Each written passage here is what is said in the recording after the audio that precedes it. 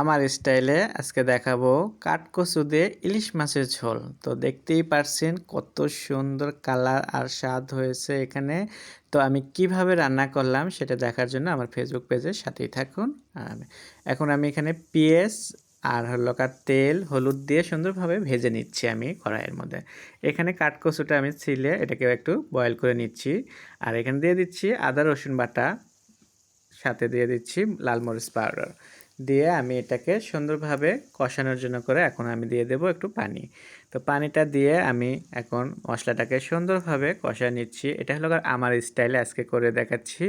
So অনেক সময় অনেকের স্টাইলে করেই করে দেখালাম সেখানে। তো আমার স্টাইলে দেখতেই পারছেন আমি একটু এখানে মশলা দিছি আদা রসুন বাটা। তো আর ফাঁকে আমি ওখানে কাঠকচুটাকেও আমি একটু সেদ্ধ করে নিলাম হলুদ আর লবণ দিয়ে।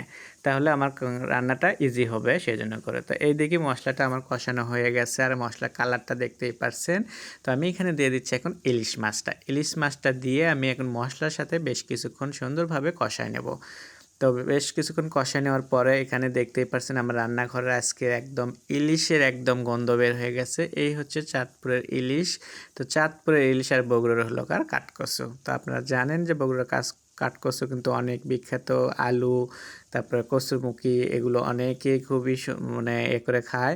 তো আমার তো খুবই পছন্দ কাঠকচুটা ভাজি কিংবা ইলিশ মাছ জন্য কিছু। তো ওইদিকে কাঠকচুটা আমার কিন্তু সিদ্ধ হয়ে গেছে, এদিকে ইলিশ মাছটাও কষানো হয়ে গেছে। তো আমি এখন এটাকে সুন্দরভাবে একসাথে অ্যাড করলাম। অ্যাড করার পরে একটু নাড়াচাড়া দিয়ে মিশিয়ে নিলাম।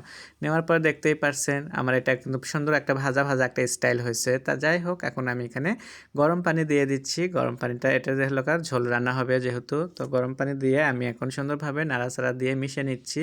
নেওয়ার পরে আমি এখন ঢাকনা দিয়ে বেশ কিছুক্ষণ একটু রান্না করে নেব এটাকে।